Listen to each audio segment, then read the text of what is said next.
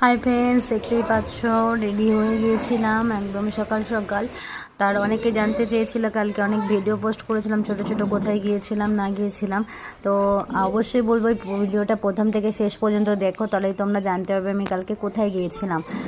আর সঙ্গে তোমাদের দাদা ভাইও ছিল, দুজনেই গিয়েছিলাম। দেখো রেডি হয়ে সকাল সকাল বেরিয়ে গিয়েছিলাম, একদম মাস্ক পরে সানগ্লাস পরে একদম হেলমেট পরে। প্রচণ্ড রোদ ছিল সকালবেলা। দেখো রাস্তার অবস্থাটা দেখো একবার তোমরা।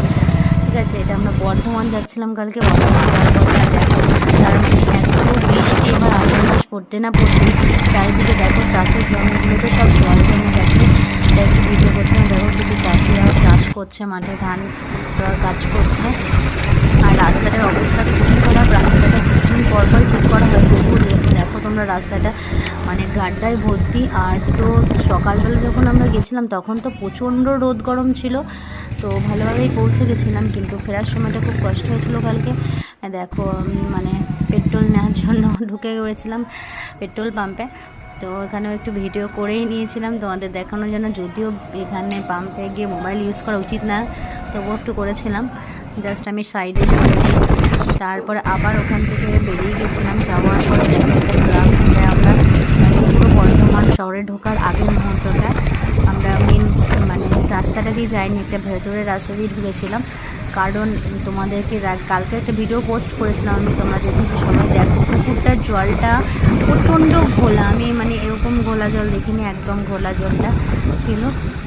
আর চারিদিকে মাঠ আর মাঠ, দেখো মাঠ, আকাশ আর সবুজ, এত ভালো লাগছিল মানে কি বলবো। এই দেখো এই মাঠের দিয়ে মানে গ্রামের রাস্তা দিয়ে এসেছিলাম, কারণ একটু সাইডে, এটা শহরের সাইডে।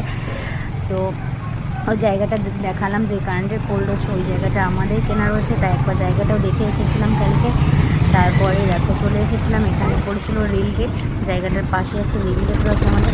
তো গেট পড়েছিল, এত ভিড় মানে মানে কি বলবো। আর কোনো রকমের সাইড কেটে কেটে সাইডে আসলাম, আর গেটটা একটুখানি পরপরই ও পরে, কারণ বর্ধমান শহর, বর্ধমানে ঢুকতে থাকে। তো তারপর ওখান দিয়ে আমরা পুরো হাইওয়ে দিয়ে বেরিয়ে গেছিলাম বর্ধমান ঢোকার জন্য। এটা বর্ধমানের পাশেই, মানে পাশে বলতে বর্ধমানের ফরেস্ট অফিস গাংপুরের মানে গাংপুর নিয়ারেস্ট অফিস। দেখো আমরা হাইওয়ে দিয়ে বেরিয়েছিলাম, এগুলো সব মানে মেডিকেল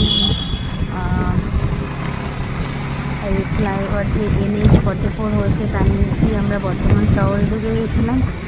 দেখো আকাশটা কি সুন্দর লাগছে, আর রাস্তাগুলো মানে শহরে একদম। দেখো আই লাভ বর্ধমান, এটা ঢোকার মানে বর্ধমান শহর।